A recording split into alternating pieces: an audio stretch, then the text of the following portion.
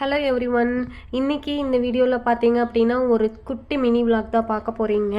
நாங்கள் இன்றைக்கி கிளம்புனது பார்த்தீங்க அப்படின்னா தம்பிக்கலை கோயிலுக்கு தான் கிளம்புனோங்க. போகிற வழியில் பார்த்தீங்கன்னா அவ்வளோ அழகாக இருந்துச்சுங்க. பார்க்குறதுக்கே ரொம்ப இனிமையாக கண்ணுக்கு குளிர்ச்சியாக இருந்ததுங்க. அவ்வளோ பசுமையான ஒரு இடங்க. நல்லாம்பட்டி சைடு தாங்க இந்த ஏரியா இருக்குது. சுற்றியும் பார்த்தீங்க அப்படின்னா நெல், வாழைமரம், தென்னந்தோப்பு இந்த மாதிரி பார்க்குறக்கே ரொம்ப அழகாக இருந்துச்சுங்க. போகிற வழியில் பார்த்தீங்கன்னா வாய்க்காலில் தண்ணி நிறையா போயிட்டு இருந்துச்சுங்க. சரி, அதை ஆசையாக பார்க்கலான்னு சொன்னதுனால இறங்கி பார்த்துட்டு அப்புறமா கோயிலுக்கு போனாங்க. கோயிலில் பார்த்தீங்கன்னா இன்றைக்கி கொஞ்சம் கூட்டம் கம்மியாக இருந்ததுங்க. நாளைக்கு சண்டே அப்படிங்கிறதுனால கூட்டம் அதிகமாக இருக்குதுன்னு சொல்லிட்டு நாங்கள் இன்றைக்கே கோயிலுக்கு போனோங்க. கோயிலில் வேண்டுதல் எல்லாமே சீக்கிரமாக நடக்குதுன்னு சொல்லியிருந்தாங்க. அதே மாதிரி தாங்க நாங்களும் ஒரு வேண்டுதல் நிறைவேற்றுறதுக்காக கோயிலுக்கு போயிருந்தோங்க. கோயில் ரொம்ப பீஸ்ஃபுல்லாக அழகாக இருந்துச்சுங்க. மனசுக்கு கொஞ்சம் நிறைவாகவும் இருந்ததுங்க. நீங்களும் இந்த கோயிலுக்கு போயிருக்கீங்களா அப்படின்னு சொல்லிட்டு கமெண்ட் பாக்ஸில் கமெண்ட் பண்ணுங்கள். இந்த கோயில் தம்பிக்கலை ஐயன் கோயில் அப்படின்னு சொல்லுவாங்க.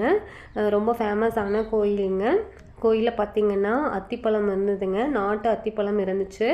அதுவும் பார்த்துட்டு டிஃப்ரெண்ட்டான ஒரு பூ இருந்ததுங்க. இந்த பூவுக்கு பேர்லாம் எங்களுக்கு தெரியல, ஆனால் அழகாக இருந்துச்சுன்னு சொல்லிட்டு ஒரு வீடியோ மட்டும் எடுத்துகிட்டு வந்தேங்க.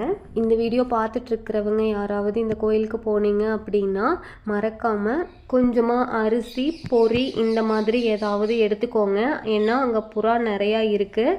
நாங்கள் இன்றைக்கி இந்த கோயிலுக்கு போனதுக்கான மெயின் ரீசனே பார்த்திங்கன்னா வேண்டுதல் நிறைவேற்றுறதுக்காகவும் அடிக்கடி வீட்டில் பூச்சி கண்ணுக்கு பட்டுட்டே இருக்குது அப்படிங்கிறதுனாலையும் தாங்க இன்றைக்கி நாங்கள் கோயிலுக்கு போனோம்.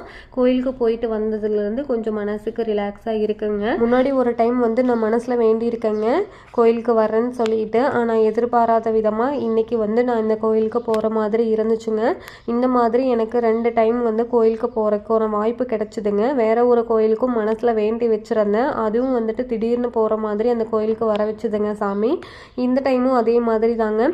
திடீர்னு இந்த கோயிலுக்கு சாமி என்னை வர வச்சிருக்குது அப்படிங்கிற மாதிரி தான் நான் பாசிட்டிவாக எடுத்துக்கிட்டேங்க. 1000 பிரச்சனைகள் 1000 கவலைகள் இருக்கும்போது நமக்கு இந்த மாதிரி திடீர்னு அந்த கோயிலுக்கு போகும்போது மனசுக்கு ரொம்ப சந்தோஷமாக இருக்குங்க. இந்த மாதிரி உங்கள் லைஃப்லேயும் நடந்திருக்கான்னு சொல்லிட்டு கமெண்ட் பாக்ஸில் கமெண்ட் பண்ணுங்கள். இந்த வீடியோ உங்களுக்கு பிடிச்சிருக்கு அப்படின்னா உங்கள் ஃப்ரெண்ட்ஸ் அண்ட் ஃபேமிலிக்கும் ஷேர் பண்ணிவிட்டு நம்ம சேனலை சப்ஸ்கிரைப் பண்ணிக்கோங்க. தேங்க்யூ.